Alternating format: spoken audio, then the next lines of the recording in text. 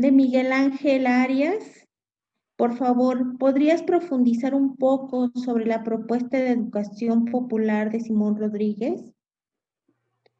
De Franklin Giovanni. Doctora María del Rayo, gracias por la intervención. Si se pudiera hacer una referencia a la concepción de lo indígena en la obra de Rodríguez. De Orlando Villanueva, ¿qué hay del pensamiento de Simón Rodríguez en el pensamiento de su tocayo Simón Bolívar? ¿Qué incorporó Bolívar de uno de sus maestros a su pensamiento en su lucha independizadora? ¿Cuál es la relación de la utopía con él o los republicanismos en los autores de la primera mitad del siglo XIX, como Francisco Severo Maldonado, Simón Rodríguez y Francisco de Bilbao? Además, me gustaría que la doctora María del Rayo ahondara más en la importancia del conocer y estudiar el pensamiento de Severo Maldonado. De César Popoca. Recuerdo que Rodríguez habla de dos formas de saber equivalentes, una gramática y una política que deben ser engarzadas. ¿Cómo se afronta esa postura con desastres lingüísticos y políticos? Aunque es anacrónico, pienso en la desaparición de personas como ejemplo. A Alex Ibarra, de Mauricio Chincoya.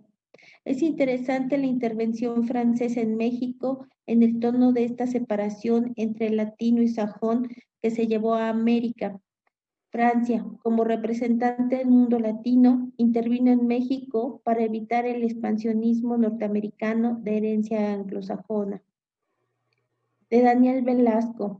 Quisiera, al terminar las exposiciones, hacer una intervención acerca de la figura de Bilbao y su vínculo con los gremios artesanales y una postura que se parece mucho al anarquismo en América Latina. De Hermann Gendel. Gracias, Alex. Magnífica exposición sobre Bilbao. Valga decirte que se considera en este país un pensador influyente para el desarrollo de las primeras expresiones del pensamiento socialista en Costa Rica. De hecho, fue citado en varias ocasiones en los discursos de dirigentes de la Revolución del 48. Figueres Ferrer. A Biagini, de César Popoca. Doctor Biagini, ¿podría ampliar la idea de Alberti sobre la filosofía práctica y su ejercicio concreto? De Eduardo Jorge Bior, ¿cuál es, a tu entender, la aportación a esta filosofía emancipadora albertiana de este texto complejo que es El crimen de la guerra? A Guadarrama, de José Díaz Fernández, ¿cuál es el correo electrónico del profesor para solicitar el libro? De Silvano Olivera. Profesor Guadarrama, ¿cómo pensaría Martí los gobiernos llamados populares en Latinoamérica? Y bueno, aquí en el chat me gustaría ponerme en turno para hacer unas preguntas y comentarios. Antonio Gatzavide. Muchas gracias, Rubén. Por ahí hay varios agradecimientos y creo que no se me ha pasado ninguna pregunta. Correcto. Entonces, pues si gustan, vamos haciendo una ronda de diálogo, de respuestas, en el orden, ¿no? En que fueron las exposiciones y en el orden en que fueron formuladas las preguntas, más o menos 5 minutos, 7 minutos, cuando mucho. Y bueno, claro, empezaría yo, ¿no? Bueno, les agradezco las preguntas. La primera vinculada con la educación popular, bueno, yo señalé en mi exposición muy apretada que justo esta es una de las ideas fundamentales de Simón Rodríguez, ¿no? Que entendía por educación popular una educación para todos y todas. Esto es un concepto bien fuerte, bien interesante, porque, por ejemplo, siguiendo las investigaciones de algunos colegas, Maximiliano Durán, por ejemplo, plantea que esta hipótesis de la educación popular descansa en una tesis filosófica de carácter antropológico y ético y político, ¿no? ¿Cuál es esa tesis de que todos somos capaces de aprender, ¿no? Todos somos capaces de aprender. No, o sea, contrariamente a la idea de que unos nacen para ciertas cosas, ¿no? Y otros para otras cosas, con esta tesis de las capacidades humanas para aprender con H el mundo y para moverse en el mundo, es en donde el proyecto de educación popular se ancla, ¿no?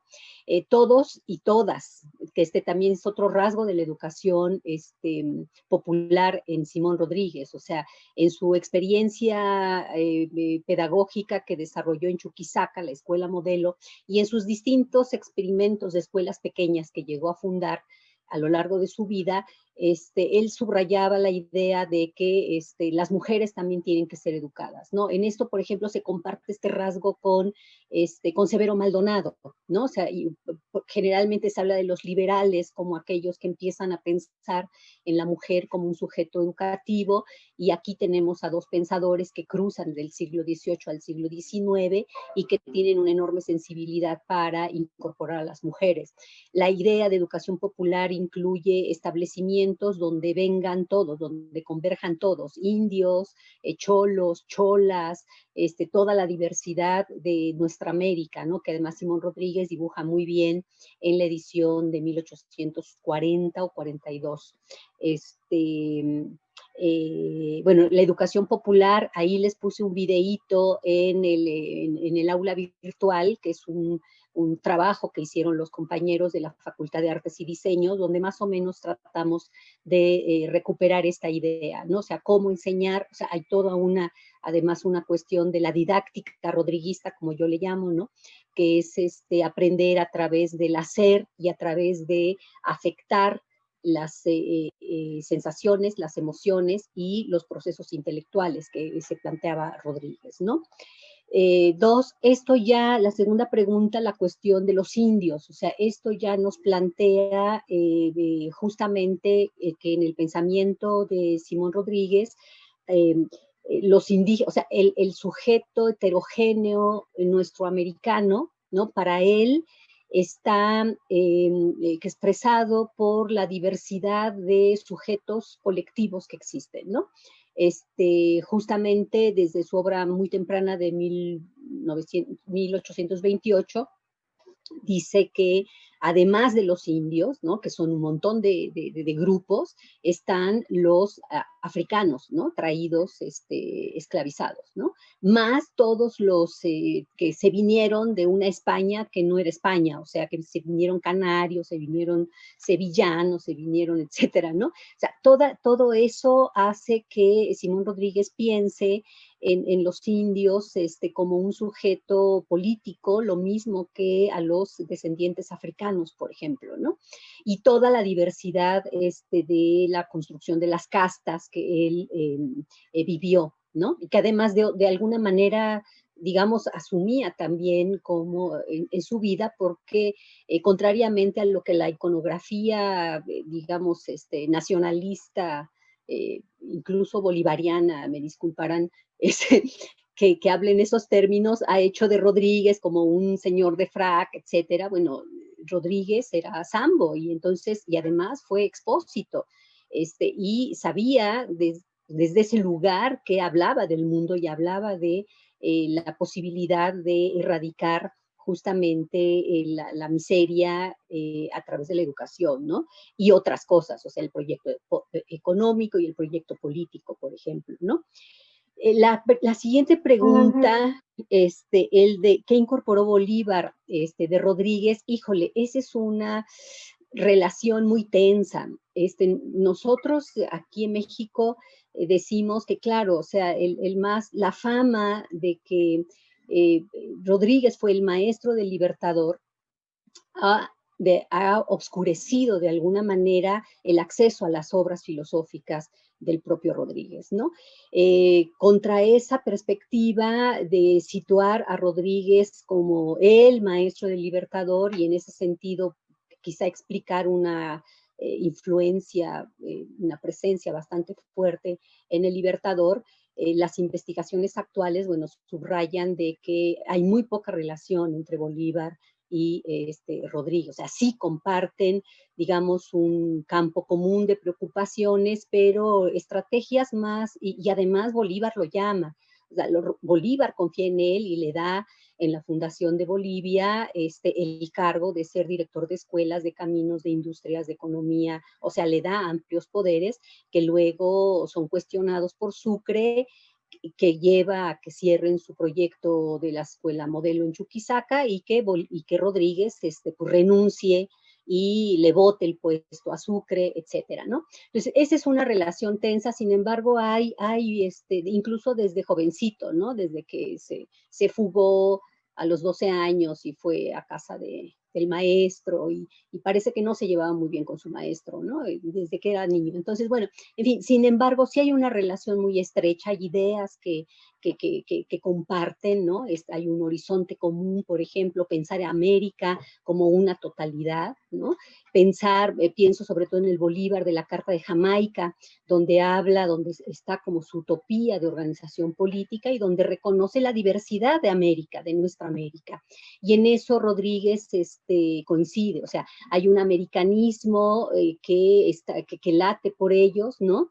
Curiosamente a Rodríguez poco se le ha incluido en esta historia del americanismo, pero bueno, los editores chilenos de 1864 que hacen una reproducción, una reimpresión de la edición del 28, un poco intentan como pues resolver, incorporar a Rodríguez en esta historia del americanismo. Pero bueno, yo digo, la relación de Bolívar con Rodríguez es una relación tensa, hay ideas comunes, ¿no? Sabemos que defiende digamos, brutalmente al discípulo con su obra del El Libertador del Mediodía de América de 1830, y donde él habla del etnarca justamente como personificado por Bolívar. Sin embargo, su idea de autoridad política es una idea que tiene cambios, o sea, más adelante, por ejemplo, para 1839, con la caída de la Confederación Perú-Boliviana, en la Carta a 5 bolivianos, que fue encontrada hace pocos años por los investigadores chilenos Vasco Castillo y Álvaro García San Martín, ¿no? que se ha estudiado, que se ha echado toda la historia de Bilbao, por ejemplo, y en esa carta se nota un Rodríguez mucho más radical que aquel que defiende a Bolívar como esta personificación de la autoridad política que el pueblo debía como mantener en el poder de manera vitalicia. En esa carta de 1839, la carta a los 5 bolivianos, Rodríguez avanza hacia, por ejemplo, concebir el orden político sin la presencia del Ejecutivo, o sea, ¿no? El presidencialismo lo tira, claro, en eso tiene mucho que ver el propio contexto chileno y la organización de los artesanos y de todas estas ideas democráticas, igualitarias que logra ver él, ¿no? En Chile, y que lo vinculan justamente con Bilbao, por un lado, y con Santiago Arcos, con toda esta generación de jóvenes radicales liberales, al mismo tiempo que con otro impresor fabuloso, que es Santiago Ramos, el quebradino, que sigue sus pasos y publica otra serie de cosas y además encabeza una insurrección donde lo que se pide es matar al presidente, por ejemplo, ¿no? Entonces, bueno, ahí solo para ilustrar esa relación tensa y dinámica del pensamiento político de Simón Rodríguez. Y la relación entre utopía y republicanismos de Simón Rodríguez, Bilbao y Severo Maldonado, bueno, sin duda yo creo que hay que investigarlo mucho más, ¿no? Alex señalaba cómo por ejemplo, los investigadores de Bilbao, ¿no? Se han hecho esta pregunta, o sea, ¿hasta dónde Bilbao es igualitarista? ¿Hasta dónde es socialista? ¿Hasta dónde es un republicanismo democrático, radical, popular, ¿no? Del autogobierno, ¿no? Que, o sea, es un tema que hay que seguir investigando y que habría que entender los matices, ¿no? de diferencias, por ejemplo, ¿no? De autores como Severo Maldonado, que su última etapa, sobre todo en el libro que comenté, de El triunfo de la especie humana, bueno, habla de la autoproducción y no toca el autogobierno, pero porque sí concibe un Estado, ¿no?